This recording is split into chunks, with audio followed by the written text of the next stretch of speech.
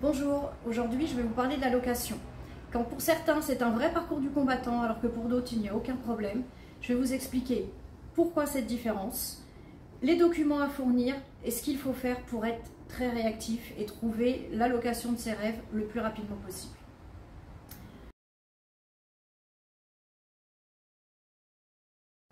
Alors, je me présente, Evelyne Laurent, conseillère en immobilier sur le secteur de Clamart dans les Hauts-de-Seine.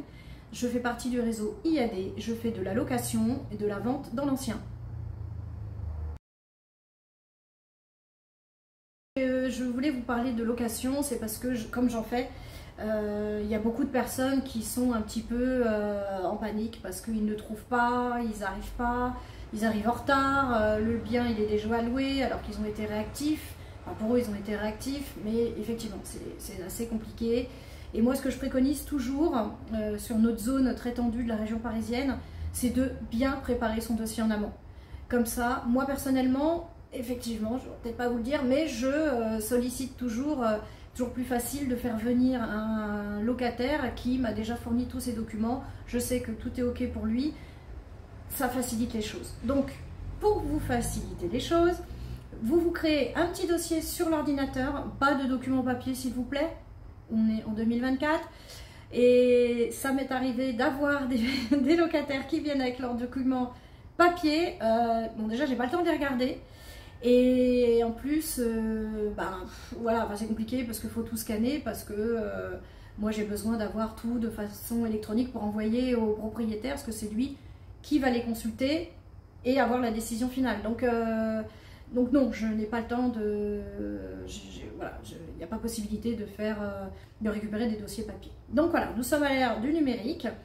Nous allons rester dans le numérique. Je sais que c'est un petit peu compliqué, un petit peu réticent pour certains de mettre tout ça en électronique, d'envoyer ça par électronique, parce qu'effectivement, il y a des petits soucis. Des fois, on peut se faire pirater, usurpation d'identité. Effectivement, ça peut arriver. Dans ces cas-là, je vous conseillerais de mettre tous vos documents sur Mon Dossier Facile. C'est un site du gouvernement qui met à votre disposition. Tous les documents que vous allez rentrer, il va y avoir un filigrane derrière, ça vous sécurise tous les documents. Et par contre, il faut régulièrement le mettre à jour. Et au bout d'un moment, au bout de combien de temps, à peu près 6 mois, 4 mois, je ne sais plus exactement, il vous le supprime. Comme ça, au moins, il y a vraiment des risques zéro, quoi. Voilà. Préparez bien votre petit dossier. Dedans, il faut votre carte d'identité recto verso ou votre titre de séjour. Attention, si votre titre de séjour arrive à expiration, il me faut aussi le récépissé comme quoi vous avez fait la demande de renouvellement. Voilà, avec la date effectivement pour laquelle le renouvellement, ils vous ont donné un délai et c'est indiqué sur ce récépissé. Donc il faut vraiment que tout ça, ça soit à jour. Il me faut également vos 3 derniers bulletins de salaire. Donc si vous recherchez en avril, il me faut les documents de janvier, février, mars. Après, si vous n'avez pas trouvé, voilà, bon, hein, tous les mois, il faut penser à renouveler. Ensuite, il vous faut également les 3 dernières quittances de loyer. Bon, voilà, après, c'est toujours pareil. Bien penser à les renouveler à faire à mesure que vous cherchez. Et surtout, vous allez me dire, moi, j'habite chez mes parents, j'ai pas de quittance de loyer. Eh oui, ça arrive. Heureusement, son premier logement, on n'a pas de quittance de loyer. Donc, effectivement, c'est soit vous êtes, donc on dit que vous êtes hébergé. Voilà, c'est chez vos parents, mais vous êtes hébergé quand même. Donc il me faut une attestation d'hébergement écrit à la main, sous-signé, je sous-signe, monsieur, madame, un tel, que mon fils, voilà, avec l'adresse et tout ce qu'il faut. C'est vraiment quelque chose de très simple à faire. Et également, il faut soit, s'ils sont en location, leur quittance de loyer, les 3 dernières, pour eux aussi, ou alors il me faut leur impôt foncier qui prouve qu'ils habitent bien à l'adresse que vous mentionnez. Et il faut également leur carte d'identité à eux. Un seul suffit de carte d'identité, voilà, il n'y a pas besoin d'avoir les 2. Il me faut également votre contrat de travail signé. Attention, parce qu'il y en a qui me le fournissent pas signé, et là, voilà, c'est pas validé, parce que est-ce que c'est un vrai info, on ne sait pas. Voilà, est-ce que c'est un contrat de travail que vous avez reçu un jour et que finalement vous êtes complètement ailleurs, donc on ne sait pas, voilà, vraiment on ne sait rien de vous, donc il faut vraiment que vous donniez les documents le plus honnête possible. Alors les avis d'imposition, effectivement, jeune travailleur, vous n'avez pas, soit vous avez vos petits avis d'imposition parce que vous avez fait des petits travaux, vous êtes déclaré tout seul à un moment donné, il n'y a pas de problème, hein, ça marche, hein, même s'il n'y a que 5 000 € de déclarés pour l'année, c'est une déclaration. il n'y a pas de problème. Et si vous êtes sur vos parents, il faut du coup les avis de vos parents.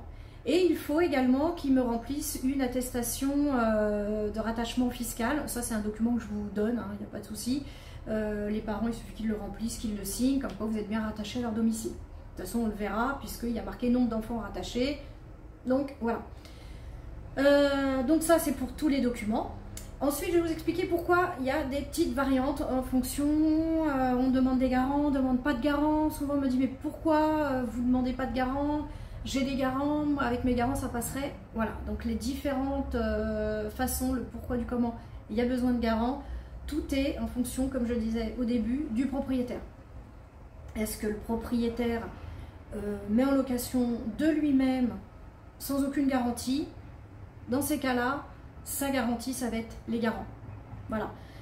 Il peut pas non plus, même si vous avez largement les moyens, je sais que ça ne plaît pas, ça m'est arrivé effectivement, la personne a l'argent, gagne largement 3 fois le montant du loyer, mais des garanties leur sont demandées parce qu'il n'y a pas, des garants, pardon, leur sont demandés parce qu'il n'y a pas cette garantie loyer impayé. Alors, ça peut être vos parents, un ami, un oncle, peu importe, on va pas... Par contre, la seule chose qu'il faut, enfin la seule chose, toutes les choses qu'il faut, c'est la même chose que vous. C'est-à-dire tous les documents que je viens de vous lister. Il faut la même chose pour le garant, pour les garants. Pourquoi généralement on en demande 2? Officiellement, la vraie version, pourquoi 1, 2 ou voire même 3 garants, mais logiquement 2 suffisent, c'est parce que le garant ou les garants doivent avoir le total de leur salaire 3 fois le montant du loyer. Donc si vous avez un garant, imaginez vous avez un loyer à 1000 euros, vous avez le garant qui gagne 1500 ou 2000 euros par mois, x 3, ça passera pas. Donc automatiquement il faut quelqu'un d'autre. Bon, après, s'il y a un garant à lui tout seul, il fournit largement 3 fois le montant du loyer, on peut quand même vous en demander 2. Donc voilà, préparez tout ça. Vaut mieux tout préparer pour rien, un conseil, que de ne rien préparer du tout et hop, et ben le loyer, la location, elle va aller pour un autre. Voilà. Donc, voilà, il ne faut pas toujours. Je sais que c'est pas toujours évident, mais c'est comme ça. Voilà. Donc trouvez les garants, préparez tout au même titre que vous. Soyez prêts à dégainer toujours, tout le temps. Après, si vous êtes jeune étudiant, une chose que je ne vous ai pas dit, c'est qu'il y a la garantie Visale pour les moins de 26 ans qui existe. Si certains propriétaires ne veulent pas de garantie loyer impayé et du coup demandent des garants que malheureusement vous ne pouvez pas fournir, c'est compliqué avec votre famille, enfin bon, peu importe les cas de figure, la garantie Visale, quand vous avez moins de 26 ans, c'est une garantie gratuite par l'État, il suffit de tout remplir. Elle va vous donner à la fin le montant du loyer pour lequel elle fait la garantie. Donc normalement, il faut que ça soit quand même le montant du loyer à laquelle vous répondez. Hein, parce que sinon, si vous faites un loyer à 800 et vous répondez pour un loyer à 1000, bon, bah, ça va coincer un peu. Mais au moins, comme ça, c'est une assurance pour le propriétaire. Si jamais vous ne pouvez pas leur fournir de garant, ou alors ça fait une garantie supplémentaire, vraiment pour avoir un dossier, voilà, lui, il est béton.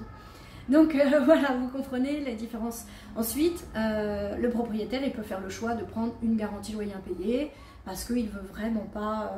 Donc là, en fonction des garanties, donc je ne vais pas pouvoir vous lister les différents machins, mais la garantie, normalement, elle n'accepte pas de garant. N'accepte pas de garant parce que c'est une garantie pour les locataires, ce qui veut dire qu'il faut qu'ils aient eux-mêmes, ou lui-même, hein, s'il est tout seul, le montant du loyer. Alors on dit toujours 3 fois le montant du loyer. Je vous fais une petite précision parce qu'en région parisienne, toujours pareil, les loyers sont beaucoup plus élevés que dans les autres régions. C'est le montant, 3 fois le montant hors charge. Déjà ça vous fait gagner un petit peu. Vous pouvez être un peu plus limite et répondre à certaines annonces que si c'était 3 fois avec la charge comprise, peut-être que vous passeriez pas. Donc voilà, maintenant vous le savez, c'est 3 fois le montant du loyer hors charge. Voilà. Ça vous fait un petit truc en plus. Donc la garantie GLI, elle ne prend absolument pas du tout de garant, sauf, parce qu'il y a toujours des exceptions, les étudiants. Et oui, effectivement, les étudiants, ils peuvent avoir un petit travail, mais ça, on ne va pas le prendre en compte. C'est un plus pour eux, c'est un plus pour tout le monde. Mais ça va être les... Enfin, quand je dis les parents, non, ça va être les garants qui vont être caution. Et effectivement, le loyer, le bail sera bien fait au nom de l'étudiant, il n'y a pas de souci. Mais les garants vont être aussi sur le bail et vont devoir le signer. Voilà, il faut le savoir parce que c'est un engagement signé. Parce que souvent, on demande des garants et personne ne signe rien. La légalité, c'est pas ça. C'est que vraiment le garant doit signer, sinon le propriétaire, il ne pourra pas se reporter sur les garants s'il y a un problème. Donc voilà, maintenant que j'ai dit tout ça, vous savez tout donc sur les différents... Pourquoi autant de différences des garants, pas de garants, machin. Voilà, ça y est, ça c'est fait. Site sécurisé, je vous en ai parlé, hein, mon dossier facile. La garantie Visale, pour plus de sécurité et plus d'avantages. Et maintenant, qu'est-ce que j'aurais oublié de vous dire? Oui. Normalement, tout est OK. À moins que, si vous avez des questions, n'hésitez pas à me les poser en commentaire. Je me ferai une joie de vous y répondre. Mais non, normalement, c'est bon pour moi. Donc voilà, j'espère que cette vidéo vous aura aidé. Va vous aider surtout à avoir une location un peu plus rapidement si vous êtes en train de rechercher. Voilà, je vous dis au revoir et à bientôt.